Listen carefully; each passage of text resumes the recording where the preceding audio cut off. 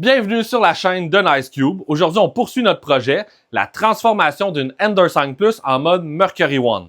Si vous avez regardé la précédente vidéo, vous savez qu'on a installé les skirts, les linear rails, mais surtout notre système de plateau à nivellement automatique Hydra. Aujourd'hui, on passe aux choses sérieuses avec l'installation du corps XY ainsi que de la tête d'impression EVA 2.4. Le corps XY, c'est le cœur de notre système. Il nous permet d'avoir des mouvements rapides, fluides et précis, tout en optimisant l'efficacité des moteurs. Avec sa conception modulaire et sa compatibilité avec le mode Mercury One, la tête d'impression EVA 2.4 est le choix parfait pour notre projet. Associée au corps XY, elle propulse l'imprimante vers des performances dignes des modèles les plus avancés.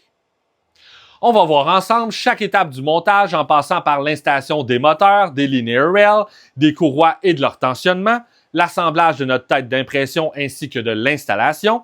Je vais aussi vous partager quelques astuces pour simplifier le processus et vous éviter de faire les erreurs les plus courantes. Si vous appréciez ce genre de contenu, n'hésitez pas à vous abonner à la chaîne et d'activer les notifications pour ne rien manquer. Si vous avez des questions ou des suggestions, n'hésitez pas à laisser un commentaire dans le bas de la vidéo. Maintenant que tout est prêt, on passe à la deuxième étape qui est l'installation du corps XY sur notre imprimante. Donc, c'est parti!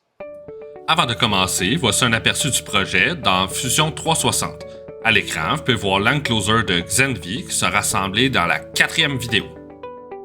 Sur le dessus de l'imprimante, le mécanisme corps XY assure des déplacements rapides et précis pour garantir des impressions de qualité. Les front towers ajoutent rigidité et élégance à la structure, offrant un design à la fois esthétique et fonctionnel. Les back towers offrent une base solide pour les moteurs NEMA 17 tout en renforçant la rigidité de la structure. La prochaine étape consistera à assembler les différents composants. Passons au nettoyage et à la lubrification des rails linéaires. J'ai réutilisé 2 rails d'un ancien projet et ajouté un rail neuf pour l'axe des X.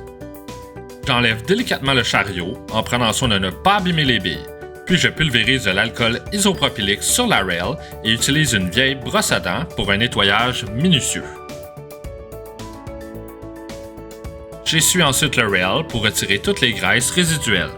Je passe maintenant à la deuxième rail qui est visiblement crassée par d'anciennes graisses. Vous verrez qu'à la fin elle sera comme neuve.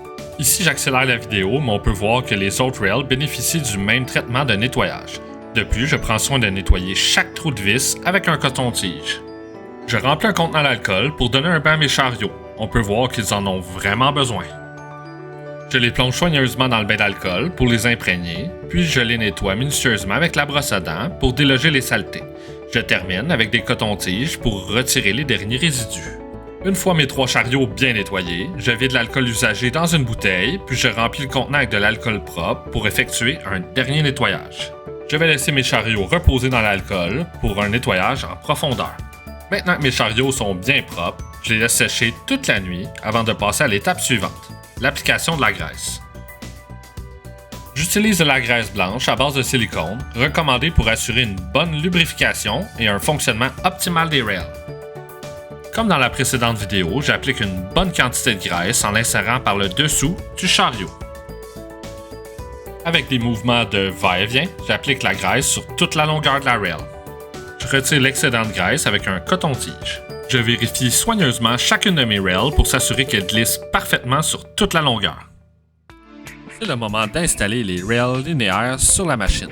Avant de commencer, j'ai pris soin de positionner les spring nuts aux bonnes distances pour correspondre aux trous de fixation des rails. Cela me permettra de les installer rapidement et sans difficulté. J'utilise des vis M3x8 qui sont le standard pour fixer les rails.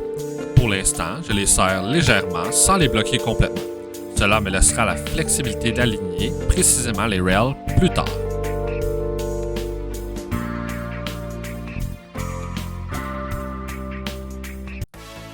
Nos linear rails sont installés, donc c'est le moment de préparer nos front towers. Pour un souci du détail, j'ai décidé d'ajouter le logo de 0G sur le devant. Un petit conseil, portez des gants quand vous utilisez de la colle forte. À chaque fois, je me dis que je vais faire attention, mais je finis toujours par me coller les doigts.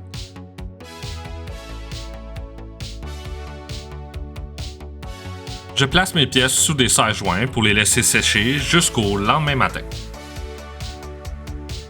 Quand les pièces sont enfin sèches, je constate avec plaisir que le rendu est à la fois soigné et visuellement agréable, exactement comme je l'avais imaginé.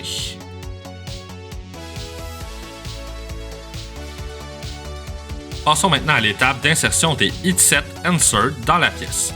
Ces inserts permettront de fixer solidement les plaques de protection de l'enclosure. J'utilise mon fer à souder avec un embout spécial pour insérer les inserts dans ma pièce à environ 250 degrés Celsius, la température idéale pour travailler avec de l'ABS. J'ai environ une vingtaine d'inserts à insérer. Je vais accélérer la vidéo pour rendre cela plus dynamique et vous montrer le rendu final une fois terminé.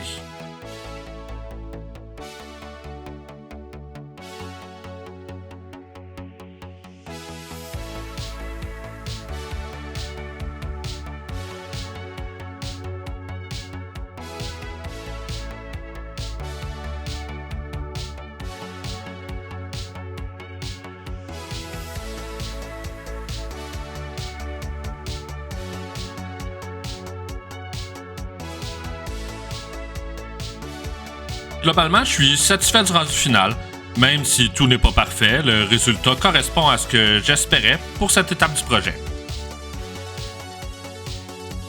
Ici, on peut voir l'intérieur des front towers. Elles contiendront un système de roulement à billes conçu pour guider les courroies et assurer le fonctionnement du corps XY.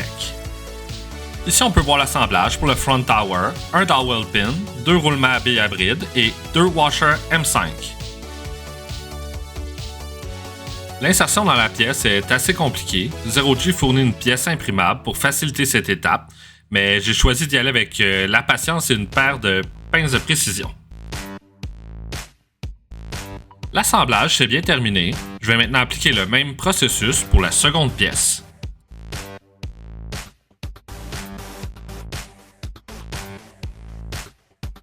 L'assemblage des composantes pour les front towers est terminé. Il ne reste plus qu'à les installer sur l'imprimante. L'installation des front towers est très simple. Il me suffit d'insérer 3 vis M5 par 12 dans des spring nuts que j'ai au préalable insérés dans mes extrusions. Ensuite, on va glisser la pièce qu'on vient d'assembler, puis on serre le tout fermement. Je fixe temporairement l'écrou de tensionnement. Je l'ajusterai avec les courroies. On passe maintenant à la deuxième front tower. Comme pour la première, je vais suivre les mêmes étapes.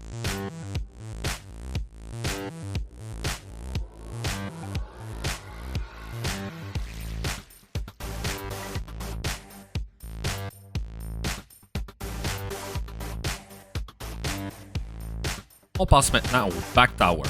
Comme pour les front towers, j'ai voulu les personnaliser en y intégrant un logo de Zero G et en ajoutant des détails qui s'intègrent bien au design de ma machine.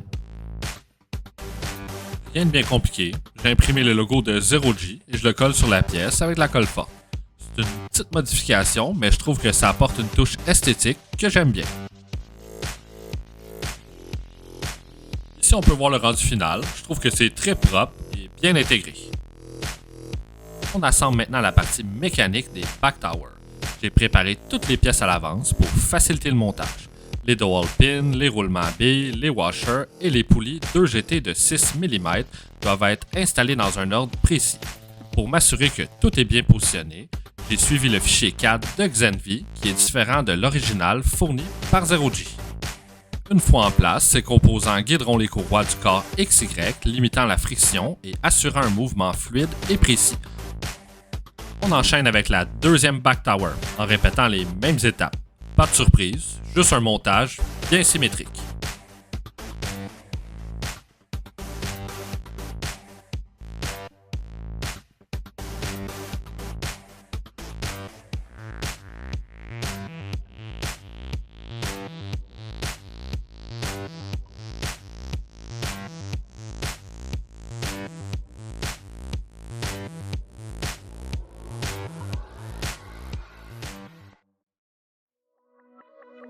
Avant de passer à l'installation des moteurs, une petite adaptation est nécessaire.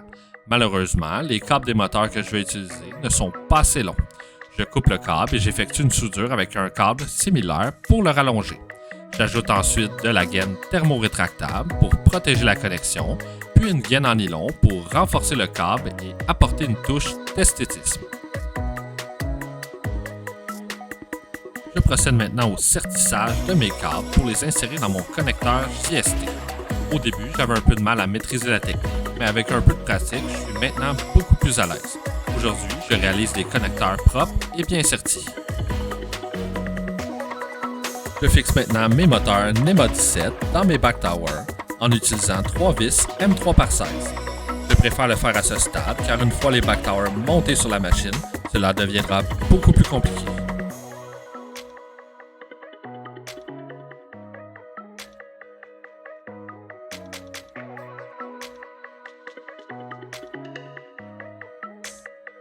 C'est maintenant le moment d'installer les back towers sur l'imprimante.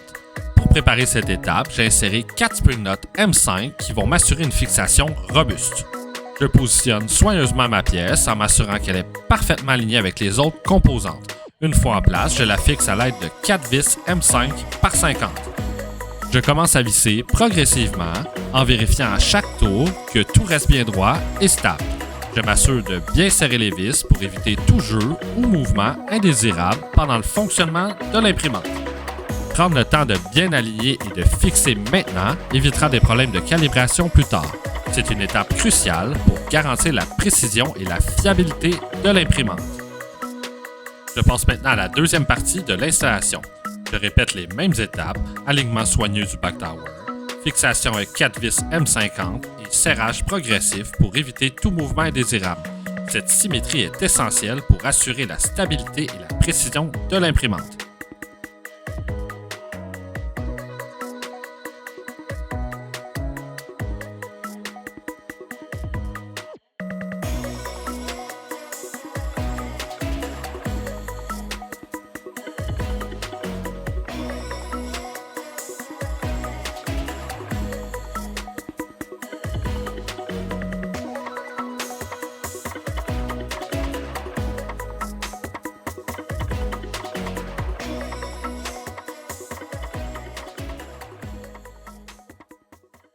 L'axe Y est maintenant complètement installé, incluant les front towers, les back towers, ainsi que les 2 linear rails. Nous allons à présent passer à l'axe X en commençant par fixer l'extrusion 20-20 de 500 mm qui sera à la base de cet axe. Nous installerons ensuite un rail linéaire MGN12H de 450 mm pour la course de l'axe X. Puis, nous mettrons en place la tête d'impression EVA 2.4 accompagnée de son cordon ombilical qui sera connecté à un CAN Bus EBB 36. Nous finirons par installer et tensionner les courroies. Donc, sans plus attendre, on passe à l'installation de l'axe X ainsi que de la tête d'impression. Pour l'installation de l'axe X, je commence par préparer les joints en y insérant des heatset inserts. Une fois prêts, les joints seront installés sur les rails linéaires Y.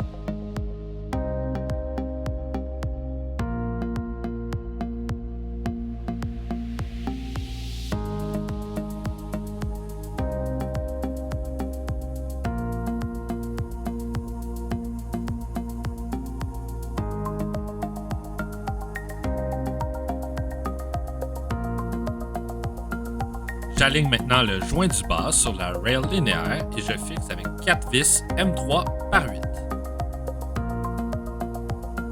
Je m'assure de bien les serrer uniformément pour éviter tout jeu ou mouvement indésirable pendant le fonctionnement. Je répète la même étape pour le côté droit. Alignement du joint, fixation avec 4 vis M3 par 8 et serrage uniforme pour une fixation solide.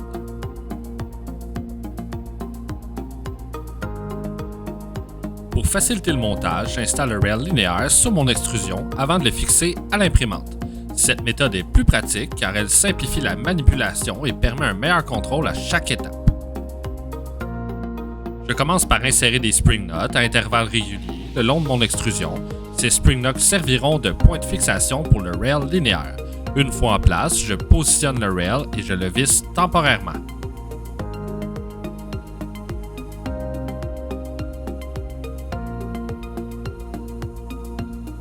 Cette fixation temporaire me permet d'ajuster et d'aligner soigneusement le rail avec mes guides. Une fois l'alignement parfait, je procède à l'assemblage final des vis pour assurer une fixation solide et durable.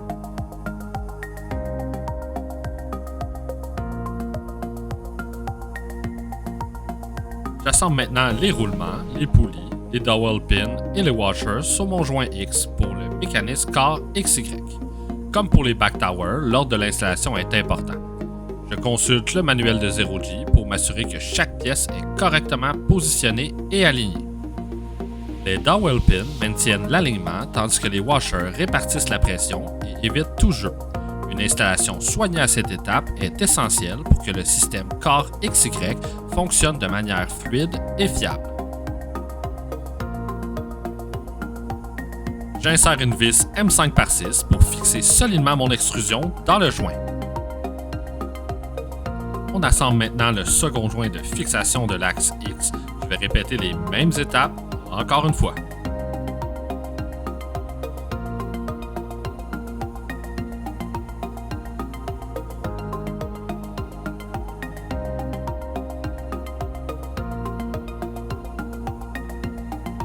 Je m'occupe maintenant de l'extrusion de l'axe X. Je l'insère délicatement dans mes deux joints en vérifiant l'alignement et la position. Je complète l'installation des joints en y insérant une vis M5, comme pour la partie inférieure. Cette vis est vissée temporairement pour maintenir la structure en place et faciliter les ajustements nécessaires avant la fixation finale.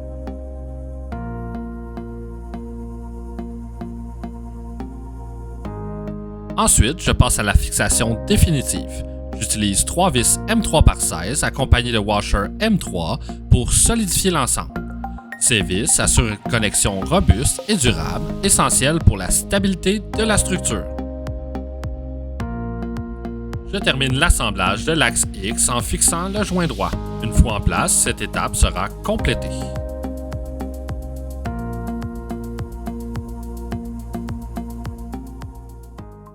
J'ai terminé l'installation des axes X et Y. Il est maintenant temps de passer à l'installation de la tête d'impression. L'étape suivante consiste à assembler notre tête d'impression sur notre imprimante ainsi que le cordon de connexion ombilical pour le système CAN. Il faut également ajouter les courroies pour compléter le système Core XY afin de finaliser cette étape. Donc, c'est parti! Je commence par fixer la version du cartridge conçue pour l'installation d'un Orbiter V2 et d'un Revo V6 avec 4 vis M3x8. On serre bien, mais sans trop forcer pour éviter de trop contraindre le rail. Ensuite, je positionne la front plate et je la visse avec 2 vis M3x6. C'est une pièce qui va maintenir l'ensemble bien en place.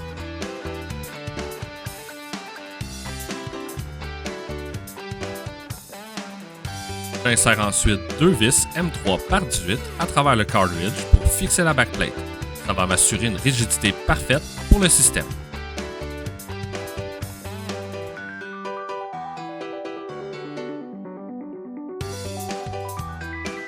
On continue avec le shroud. Il vient se fixer en bas, toujours avec 2 vis M3x18. Éventuellement, je vais le remplacer par une version qui contient 2 LED pour bien éclairer ma buse.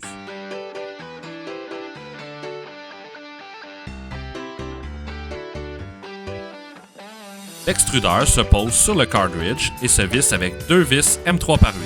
Je serre juste ce qu'il faut pour qu'il soit bien stable.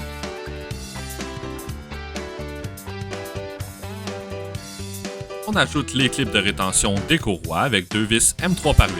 Les courroies seront bien maintenues en place.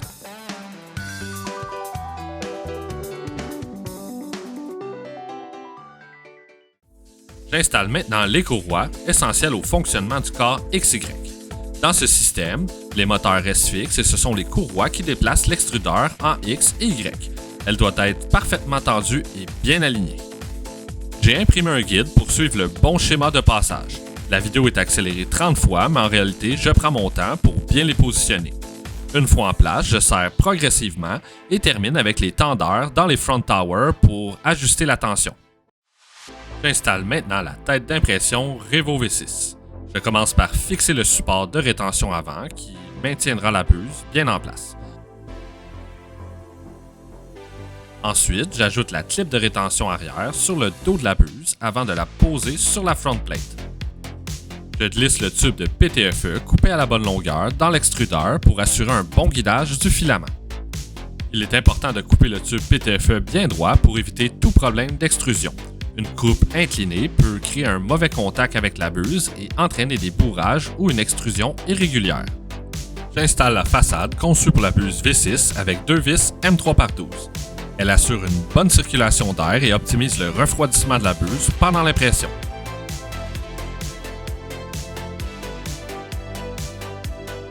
Je passe maintenant à la braquette de support pour mon BL Touch.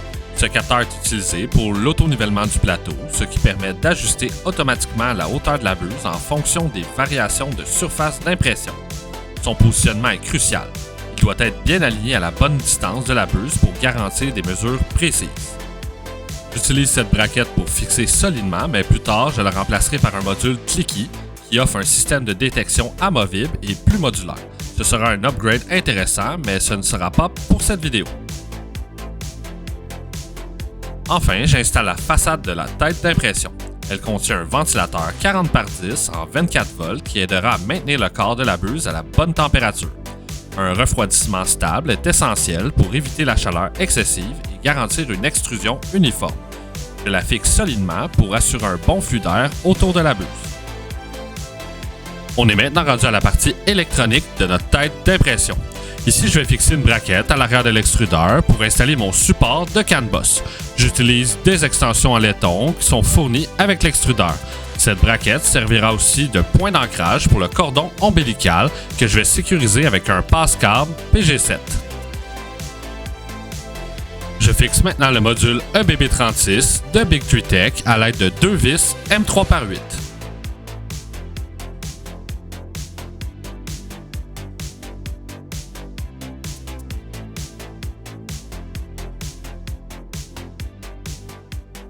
Je connecte maintenant l'extrudeur à la carte électronique.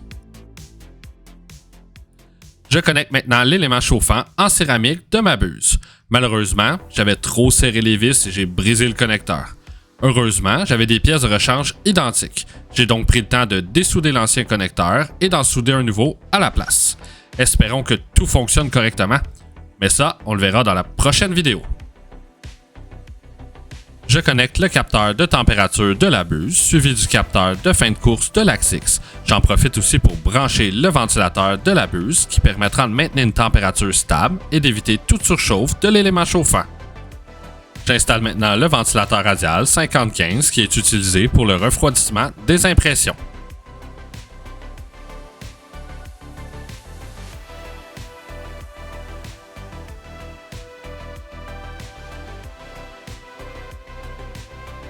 Une fois en place, je le connecte pour qu'il soit opérationnel. Je termine en connectant le capteur de fin de filament que j'ai installé sur mon orbiteur. En plus de détecter automatiquement la fin de filament et d'éviter des impressions incomplètes, il me permettra d'exécuter des macros pour simplifier le chargement et le déchargement du filament. J'en profite aussi pour brancher mon BL Touch, un capteur indispensable pour l'auto-nivellement du plateau, assurant ainsi une première couche toujours précise et bien uniforme.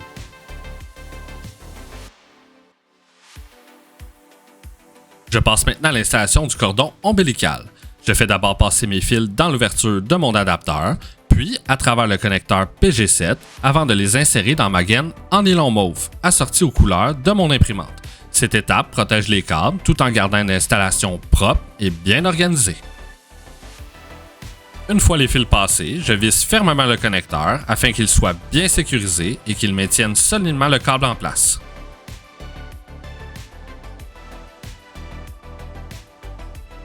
Je fixe maintenant la deuxième partie du cordon sur mon imprimante. Je commence par installer un spring nut qui servira de point d'ancrage pour assurer une fixation solide. Ensuite, j'ajoute mon adapteur qui maintiendra fermement le câble en place et évitera tout mouvement indésirable. J'installe également un deuxième connecteur PG7 qui viendra sécuriser les fils et garantir une gestion propre et ordonnée du câble tout en offrant une protection supplémentaire contre l'usure et la tension. J'installe maintenant le capteur de fin de course de l'axe Y. Pour le fixer, j'utilise deux spring nuts et deux vis M3 par 8, assurant une installation solide et fiable. Ce capteur est un modèle trouvé sur Tang, créé par un de mes YouTubers préférés, Mendic Rayleigh. Vous pouvez aussi voir que j'ai modifié l'emplacement de mon cordon ombilical, mais ce n'est pas finalisé.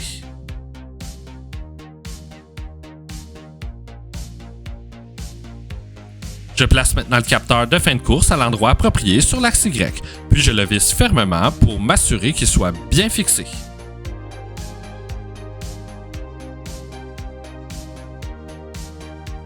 Je teste le capteur pour vérifier son fonctionnement.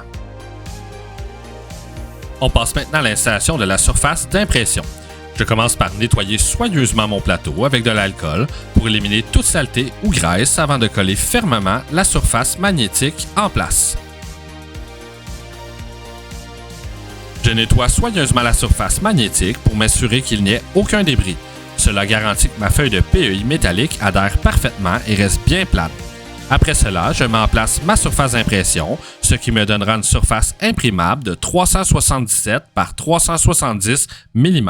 Une étape importante de la conversion est maintenant complétée. Dans cette vidéo, nous avons installé les rails linéaires pour l'axe Y. Ensuite, nous avons assemblé et fixé les front et back towers, puis installé l'extrusion et le rail linéaire qui viendra supporter la tête d'impression. Une fois cette base bien en place, nous avons installé le système Core XY en mettant en tension et en ajustant correctement nos courroies. Nous avons ensuite monté la tête d'impression EVA qui offre une excellente modularité et une performance optimale.